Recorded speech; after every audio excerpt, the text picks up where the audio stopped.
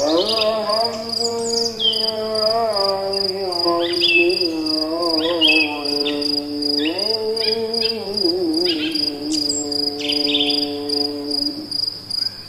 kalau kita lihat, Indonesia dijajah Belanda 350 tahun gara-gara apa? Rempah loh. Rempah itu kalau kita optimalkan, itu akan jadi obat yang luar biasa banyak manfaatnya, Pak Bu. Ya. Apa saja mungkin saya coba jelaskan sedikit. Jadi mulai dari, ya ada namanya turmeric, kunyit ya. Kunyit itu,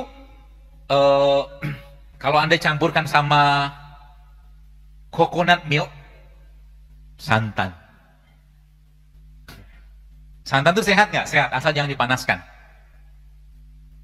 Oh, yang keberapa ini? Santan itu sehat, ya.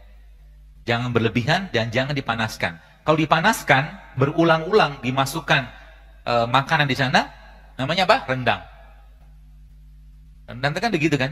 Santannya kan jadi sesuatu yang dipanaskan berulang-ulang, dia bisa menghasilkan radikal bebas, teroksidasi, ya, gitu. Jadi turmeric dia bisa bermanfaat untuk apa? Salah satu anti nyeri, salah satu anti peradangan, salah satu anti aging terbaik itu namanya kunyit, turmeric kalau mereka bilang gitu. Kemudian ada namanya ginger. Ginger itu kan apa namanya? Jahe. Ya, jahe merupakan salah satu radikal scavenger terbaik. Jadi radikal scavenger itu maksudnya dia bisa memakan radikal-radikal bebas dalam badan kita. Coba, begini ini kan luar biasa loh. Ini baru jahe. Kemudian apa lagi? Pepper. Pepper itu kayak semacam cabai lah ya. Cabai. Kemudian cinnamon. Cinnamon salah satu tumbuhan atau produk ciptaan Allah yang terbaik untuk memperbaiki masalah ginjal pankreas. Dan Indonesia, terutama di daerah Kerinci, di Jambi, Provinsi Jambi itu, dia merupakan salah satu produksi atau produsen kayu manis yang terbaik. Kayu manis diketemukan dengan nanas, itu efeknya luar biasa. Ya, jadi ketika kita mengcombine kayak begitu, contoh misalkan, saya pernah share waktu itu bonggolnya nanas. Jadi bonggolnya nanas itu yang bagian tengahnya itu kalau teman-teman blender sama habatus sauda, ya dia akan jadi minuman gitu kan. Nah itu bisa digunakan untuk orang-orang yang sinusitis. Bonggolnya nanas. Ya, jadi banyak sekali manfaatnya ya, nanas itu. Kemudian black pepper. Black pepper ini kan lada hitam, ya. Coba mulai tehnya kita hari-hari itu diganti dengan teh bumbu. Jadi pagi-pagi itu Anda bikin teh kayu manis. Jadi mau air panas gitu ya, kasih masukin kayu manis, nanti kasih madu sedikit nggak apa-apa. Nggak minum pakai madu pun nggak apa-apa. Kita mulai membiasakan untuk tidak mendapatkan manis ketika minum. Nanti manisnya dari mana? Dari buah atau dari madu terpisah. Tapi kalau tetap pengen madu silakan. Dan jangan pakai gula pasir. Jadi bapak-bapak yang pengen minum kopi, minumlah kopi, tapi jangan pakai gula. Kopinya kopi bubuk tapi bukan kopi saset. Karena kopi salah satu fat burner. Kopi merupakan salah satu pembakar lemak yang baik. Ya, tapi jangan pakai gula. Dan setiap orang itu punya karakter beda-beda. Kalau saya biasanya mood booster mineral saya, mood booster. Jadi kalau saya pengen punya ide tertentu, itu biasanya saya minum kopi sama coklat. Ya kalau di kafe namanya kafe mocha itu loh. Kopi sama coklat kan itu kan? Kalau saya, tapi tiap orang kadang-kadang beda. Termasuk coklat juga salah satu mood booster yang luar biasa. Dan di samping itu juga salah satu yang terbaik kita bisa konsumsi di pagi hari, ya. Dan juga berperan untuk memberikan sensasi perasaan yang nyaman, namanya pisang. Jadi pisang itu baru sekalian, salah satu produsen hormon atau dia mengandung bahan yang bisa membuat tubuh kita lebih bahagia. Karena pisang di dagingnya pisang itu, terutama pisang-pisang yang sudah ada patch, sudah ada titik-titik hitam itu, dia tinggi sekali kandungan hormon kebahagiaannya. Bahan bakunya, maaf. Jadi kalau Anda mau makan pisang, cari pisang yang sudah titik-titik gitu. Ya, kalau nggak ketemu itu, yang tidak kalah tingginya pada pisang yang menjadi bahan baku hormon kebahagiaan itu namanya serotonin tadi, itu ada di kulitnya. Jadi kulit pisang itu juga mengandung bahan baku hormon. Jadi kalau bapak-bapak pengen makan pisang, makan sama kulitnya. Kalau susah di blender aja. Di blender kasih kurma sedikit, jadi deh smoothies pisang. Itu nikmat sekali bikin, kalau secara teorinya bisa bikin happy karena dia mengandung serotonin sangat tinggi. Luar biasa kan? Jadi setiap perubahan rasa, warna, bentuk pada buah itu beda fungsi semua. Kurma, ada kurma yang masih basah, yang masih mengkal, itu agak keras, itu ada sepetnya, ada manisnya, ya. Dia peranannya dia itu cenderung bisa memperbaiki fungsi liver. Tapi kurma ketika sudah matang, peranan dia lebih dominan ke lambung. Jadi setiap perubahan warna pada tumbuhan itu beda peran. Jadi Allah menciptakan itu Bapak sekalian dengan beraneka ragam warna, dengan beraneka ragam rasa, itu punya manfaat sendiri untuk manusia. Sehingga nanti kalau teman-teman mau cobain pagi-pagi, selain tadi beberapa pola buah tadi, Anda juga bisa bikin pagi-pagi itu kayak semacam ya salad-salad sederhana lah ya. Anda ambil buah, misalkan ada apel, ada anggur, atau mungkin buah-buah yang gampang kita dapatkan lah ya, atau belimbing gitu. Lalu sedikit tambahkan dengan timun, misalnya gitu. Lalu Anda peres jeruk nipis, kasih madu, kasih garam. Itu sarapan pagi kayak begitu. Saat Anda sarapan seperti itu, tiba-tiba ada bunyi piring, ting ting ting, bubur, bubur gitu kan. Godaan lagi gitu kan. Ya, maksud saya kita harus komitmen ya. Sebab sebagaimana juga dengan orang yang tidak memaksakan dirinya untuk tahajud, sampai mati pun dia tidak akan bisa tahajud. Sampai kapanpun kalau kita tidak mau memberikan yang terbaik untuk badan kita, ya sampai mati juga begini-begini aja terus. Kapan mau hidup sehat? Ramadan sama aja. Betul nggak? Saya tanya, Ramadan buka puasa pakai apa? Gorengan lagi. 11 bulan sudah gorengan, Ramadan gorengan lagi. Kapan mau sehat badannya? Saya kemarin Jakarta beberapa masjid waktu saya ngisi kajian Ramadan, saya bilang, coba diubah, saya bilang. Iftarnya diubah. Jangan lagi ada gorengan di antara kita, saya bilang gitu. Kan buah murah. Anda bisa kasih buah kan? Ya, kita kasih buah atau mungkin kasih air infus atau air madu, macam-macam. Bagi Ramadan itu kan, Ramadan tuh bulan kurma yang berlimpah luar biasa. Kita bisa bikin air rendeman kurma, daripada ngasih teh lebih baik ngasih air rendeman kurma atau air infusan kurma.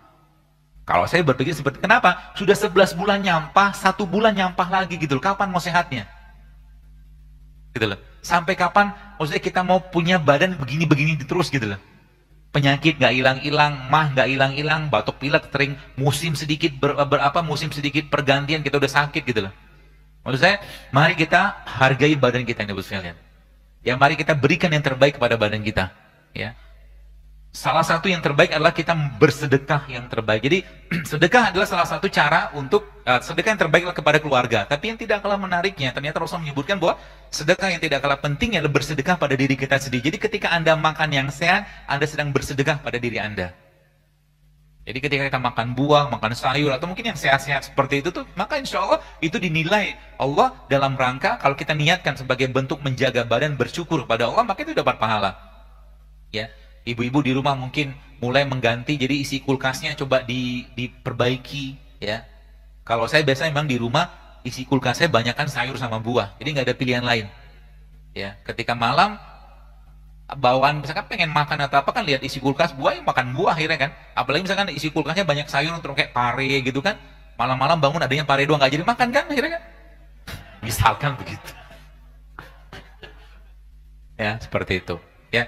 Mari kita ubah Bapak sekalian, karena untuk membangun sebuah peradaban Islam yang besar itu, yang kita mungkin mewujudkan bersama-sama dan umat ini mau bangkit, yang tidak kalah penting itu makanan sebenarnya. Ya. Dan supaya apa namanya? Dan makanan mempengaruhi ibadah. Orang yang makannya benar, halal, thayyib, tidak berlebihan, ibadah juga pasti benar. Ya. Maka mari kita jaga. Jadi kalau Anda mau makan sesuatu, pikirin baik-baik. Kira-kira yang saya makan ini bikin masalah atau bikin sehat badan saya. Yang saya minum kira-kira, ini teman-teman mulai mikir. Kalau udah mikir udah benar.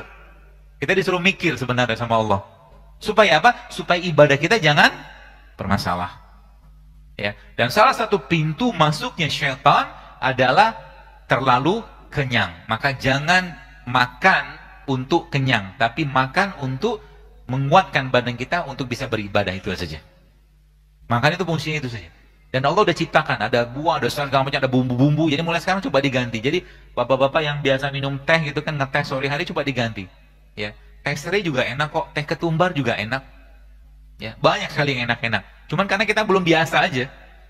Kita belum biasa aja. Ya, jadi kalau udah biasa nanti insya Allah akan jauh lebih aman buat badan. Jadi kita udah nggak tergoda lagi gitu kan dengan hal-hal yang sifatnya bisa membuat masalah pada badan kita. Gitu. Baik, sesuai dengan permintaan panitia sudah 5.10. Kalau ada pertanyaan mungkin pakai kertas ya. Panitia mana? Nggak ada panitia.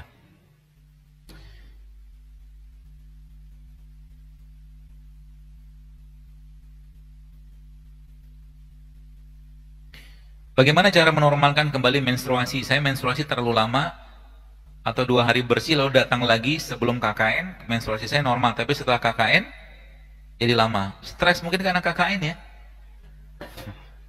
Ya. Memang menstruasi seperti itu. Pengaruhnya ke pikiran juga. Ya. Dan ada caranya sih. Maksudnya kalau mau cara atau mungkin dibikin polanya ya salah satunya dengan berbekam. Berbekam itu juga salah satu cara untuk memperbaiki metabolisme badan kita. Ya, coba dirutinkan berbekam dan Mbak atau ukhti ini mungkin coba mulai apa tuh namanya mengkonsumsi ya. Tadi yang saya bilang air kelapa sama habatus sauda itu di blender. Ya, itu juga bisa digunakan untuk memperbaiki metabolisme atau mungkin siklus menstruasi. Saya mau nanya bagaimana cara menyehatkan fungsi liver. Lidah saya putih berigi-rigi di ujungnya katanya di livernya terganggu. Kalau saya sih polanya yang semudah-mudahnya aja. Jadi memang tidak mutlak bisa diterapkan, tapi teman-teman bisa pakai. Liver kalau bermasalah di badan kita biasanya muncul keluhan atau muncul satu tanda dalam badan kita namanya jaundice atau kuning. Ya, kekuningan, ikterik kalau dalam bahasa medisnya. Maka ikterik itu kita obati dengan sesuatu yang Allah ciptakan yang berwarna kuning juga, seperti kunyit, wortel atau mangga atau temulawak, ya. Ditambahkan nanti dengan habatus sauda juga bisa. Ya, itu bisa dibikin seperti jamu-jamu seperti itu juga bisa. Dan liver ini fungsinya dia lab terbesarnya kita, maka jangan ganggu dan jangan bebani dia dengan makanan-makanan yang bisa melemahkan fungsinya. Contohnya apa? Tepung, lemak, ya lemak-lemak yang dari gula juga lemak sebenarnya kalau nggak dipakai. Ya, jadi itu salah satunya. Ya bisa digunakan. Ya.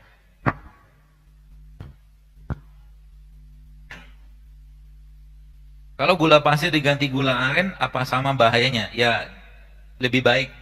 Ya, tapi kalau nggak diganti, apa maksudnya nggak pakai gula aren juga nggak apa-apa. Ya, tapi lebih baik daripada gula pasir. Ya.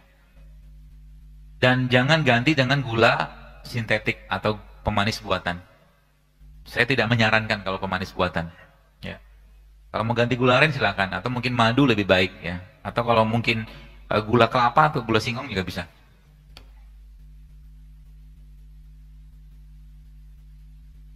Minta resep untuk pasien gagal ginjal kronis. Case-case seperti ini Bapak Ibu sekalian, mungkin saran saya lebih baik berobat intensif ke herbalis. Ya, orang-orang yang paham tentang herbal gitu kan. Karena tidak cukup cuma sekedar dengan resep, karena biasanya orang-orang yang kena gagal ginjal ada underlying penyakit yang lain. Ada penyakit yang melatar belakang, misalkan darah tinggi ya atau jantung atau apapun ya. Kalau cuma sekedar ngasih resep ya bisa aja, cuma saya nggak tahu kan ini harus dipantau ya. Kalau orang gagal ginjal tuh biasanya urium, kreatininnya ya. Jadi saran saya mungkin coba di Bandung kan banyak nih teman-teman yang sudah buka klinik herbal tapi yang sudah senior sih ya, yang bisa menterapi seperti itu. Bukan nggak mau jawab, tapi nanti malah tidak efektif. Bagaimana memilih atau mencari buah yang tidak baik? Mencari buah yang tidak baik. Maksudnya apa? Oleh buah yang baik kali ya? Ya sebisa mungkin kalau buahnya itu buah lokal lebih baik sebenarnya. Ya. Kan kalau apel ya, apel itu kan ada lilinnya, ada waxnya kan. Kalau manggis kan nggak ada. Apel juga kemungkinan dia disemprot juga. Anggur apalagi. Jadi kita coba cari buah-buahan lokal yang tumbuh alami tanpa perlakuan kimia. Banyak kok. Belimbing biasa tumbuh sendiri tuh. Pepaya sebagian ya, pepaya kampung kalau bahasa saya. Kemudian pisang juga tumbuh sendiri ya. Biasa tanpa ada intervensi kimia, ya seperti itu. Kalau memang terpaksa atau memang adanya buah seperti itu ya harus dicuci dulu karena bahan kimia pestisida pada buah-buahan atau sayuran tidak bisa hilang dengan pencucian air biasa. Dia lengket. Ada minimal harus cuci pakai air baking soda ya atau mungkin air alkali yang pH tinggi ya seperti itu atau minimal pakai air garam. Kalau makan apa nih? Kalau makan buah jadi sering buang angin.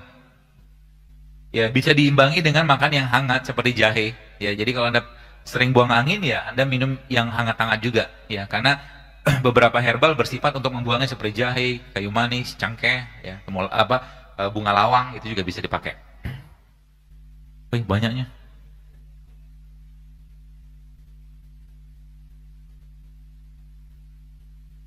Saya diponis autoimun, bagaimana cara menanganinya? Ya, pengalaman saya mungkin bisa dicoba. Ya, mudah-mudahan Allah sembuhkan. Salah satu yang saya biasa sarankan bagi orang-orang atau penderita autoimun tuh minum rebusan serai ya, Bu. Serai. Ya. Mau jadi bingung. Mendadak sedih saya. Ya, rebusan serai itu juga bisa kita pakai untuk jadi orang-orang autoimun. Ya.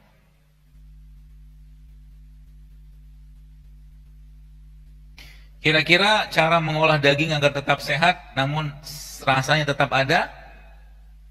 Tanya koki lah.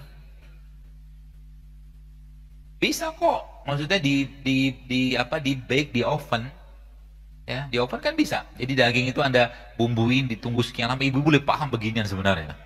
Gak mesti digoreng, maksudnya gak mesti kita pakai minyak, dipanggang atau di oven itu kan bisa. Jadi daging itu dikasih bumbu kayak kunyit atau black pepper, kasih lada hitam, kasih garam, dikasih jeruk nipis, kasih minyak zaitun, udah meresap biasanya itu. Yang saya tadi cerita tentang ikan tadi itu saya bikin kayak begitu. Ada garamnya, ada lada hitamnya, ada jeruk nipisnya, ada minyak zaitunnya. Itu diubek-ubek aja, tunggu sebentar sampai dia meresap. Habis itu kita masukin kayak teflon gitu seperti itulah. Ya, dibolak-balik matang juga dia dan tetap rasanya tetap enak dan tetap sehat ya.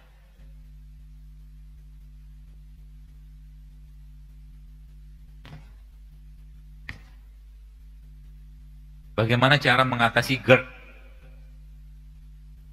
Air jahe sama jahe di blender sama kurma disaring itu bisa. Kasih garam sedikit. Paling gampang, paling mudah ya minum air garam. Garamnya tapi bukan garam dapur ya, tapi garam Himalaya. Resep makanan untuk membakar lemak terkhusus pada pipi dan perut buncit. Gak ada. Puasa. Ya. Mau dikasih makanan kayak apapun, tapi kalau nggak ngurangin kalori yang masuk ya tetap gemuk, akan diubah jadi lemak juga. Ya. Jadi mulailah menyenangi puasa sebagaimana Anda menyenangi makan yang tidak sehat. Ya. Senangin puasa. Jadi hari puasa itu kita bahagia banget gitu kan. Ya, apalagi teman-teman di sini kan ya insya Allah mudahkan kita untuk menjadi dai-daiyah. Maka puasa itu bukan hal yang bisa ditawar lagi sebenarnya. Apalagi teman-teman di sini sudah mulai puasa ya. Sudah rutin puasa, maka jadikan itu sebagai gaya hidup kita. Karena memang sains memang menjelaskan tentang itu. Puasa 2 kali seminggu, puasa 3 kali sebulan itu ternyata efeknya luar biasa ke badan.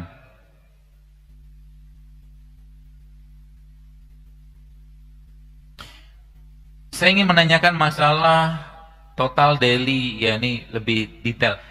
Memang ada kebutuhan kalori tiap orang tuh beda-beda sesuai jenis aktivitas, jenis kelamin ya. Tapi kalau kita mau dalam kondisi seperti sekarang seperti ini kita mau hitung satu-satu repot ya.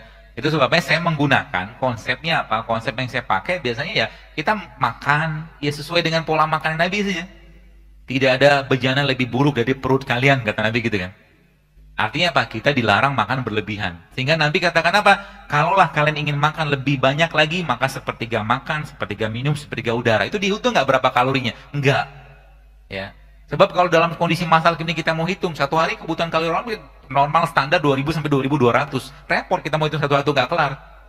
Ya. Jadi kita sendiri yang men-set badan atau pikiran kita, kalau lapar ya makan, nggak perlu makan jangan makan.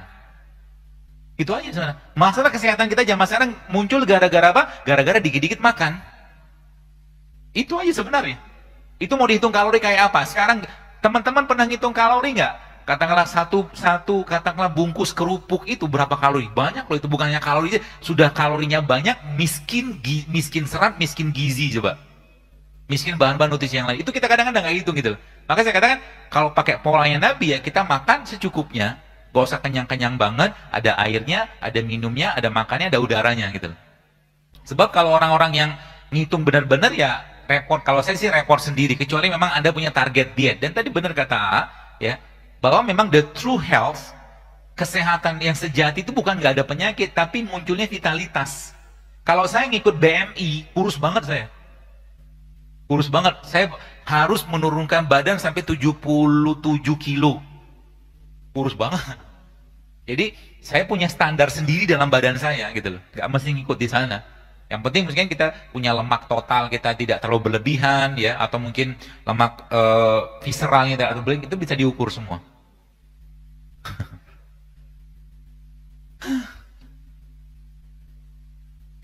Saya sering cemas apalagi kalau ada berita kematian mendadak. Jadi ikutan takut mati mendadak. Juga sampai jantung berdebar kencang. Tapi saya periksa ke dokter, tidak ada penyakit, ya emang nggak ada penyakit. Terus ngapain ke dokter? Ya kecemasan itu ya terakhir teori yang ada saya baca dari beberapa kalimat atau mungkin kata-kata para ilmuwan itu, kecemasan itu muncul ya dari sisi ruhiyah, nggak usah dibahas. Sisi ruhiyah mungkin kita belum menikmati zikir, iman kita belum kita rasakan nikmatnya. Itu dari sisi iman. Tapi dari sisi mungkin fisiknya disebutkan di situ adalah mineral defisiensi. Jadi orang itu kekurangan mineral. Mineral dapat dari mana? Rimpang, garam, buah, sayur, protein, prebiotik, probiotik, itu mineral semua itu. Ya. Jadi mulailah rutin makan itu ya tiap hari. Mungkin teman-teman di sini yang Anda mungkin pas kerja atau mungkin sekolah atau nyantri atau nyantren gitu kan, tidak ada salahnya Anda mulai mengubah isi air putihnya itu dengan misalkan masukin kurma di dalamnya, atau Anda masukin kayak jahe atau mungkin kunyit, itu juga punya efek yang baik ke badan ya, dan itu menjadi asupan mineral buat badan juga. Satu lagi ya, nggak bisa dibaca semua. Kenapa setelah minum air madu sama lemon kepala jadi pusing? Gak tahu saya. Ya, wallahu alam. Karena tiap orang itu reaksi badan ketika makan sesuatu tidak sama ya. Pendekatan seperti ini ya mungkin tiap orang itu akan beda. Ada orang yang memang cocoknya minum air lemon sama madu ya, air hangat atau saya kasih garam. Ada yang cocoknya minum air jahe sama madu. Nah, kita yang lebih paham ya. Kita yang lebih paham sehingga nanti cocoknya minum apa, minumlah itu. Banyak orang tanya, kenapa setelah minum ini saya jadi gelingan segala macam? Ya nggak usah minum kalau gitu. Cari yang lain yang lebih aman. Cari yang lain yang lebih tidak mengganggu badan kita ya. Saran saya begitu. Terakhir ya. Nambah lagi.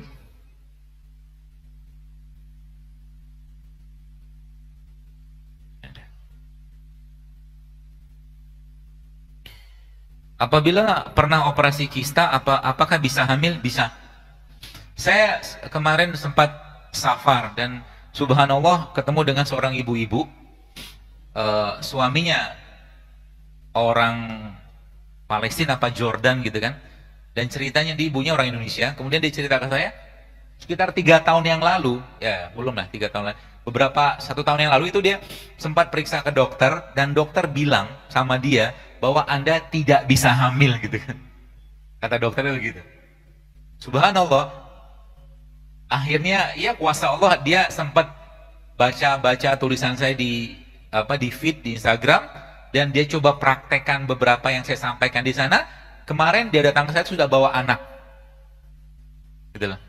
Jadi semua tuh maksudnya kalau kita yakin pasti bisa aja lah. Asal apa? Asal kita menyadari bahwa selama ini Kita tuh zolim dengan badan kita dengan berbagai macam makanan, minuman yang gak sehat. Sekarang saatnya apa? Banyakin puasa, banyakin makanan yang sehat. Nanti insya Allah akan bisa recovery sendiri dia. Badan kita tuh bisa recovery sendiri, insya Allah. Jadi jangan khawatir. Ya, seperti itu. Baik, saya kira mungkin cukup. Sudah hampir 5:30. Mudah-mudahan bermanfaat dan semoga apa yang saya sampaikan ini bisa diterapkan. Ini bukan kajian untuk dicatat, tapi diaplikasikan. Ya. Kalau ada beberapa teman-teman yang mungkin belum bisa menerapkan semua, ya nggak apa-apa, pelan-pelan saja. Ya, mungkin belum bisa mengurangi gula sama sekali, ya dikit-dikit dikurangi gulanya. Mungkin belum bisa mengurangi nasi, ya mengurangi ya. Ya kita bisa tetap makan nasi cuma dalam jumlah yang tidak terlalu banyak, seperti itu. Karena apa? Sayangi badan kita dan pada akhirnya nanti kalau kita taat kepada Allah, kesehatan itu hanyalah buah dari sebuah ketaatan ketika kita mengikuti perintah Allah dan perintah Nabi SAW. Segala kebaikan dari Allah Subhanahu Wa Taala, segala kekurangan dari saya pribadi, mohon maaf kalau ada yang salah. Semoga nanti bisa bertemu lagi dan semoga lebih sehat lagi dan tidak banyak pertanyaan seperti ini. Harapannya, ya baik. Dari saya cukup. Assalamualaikum warahmatullahi wabarakatuh.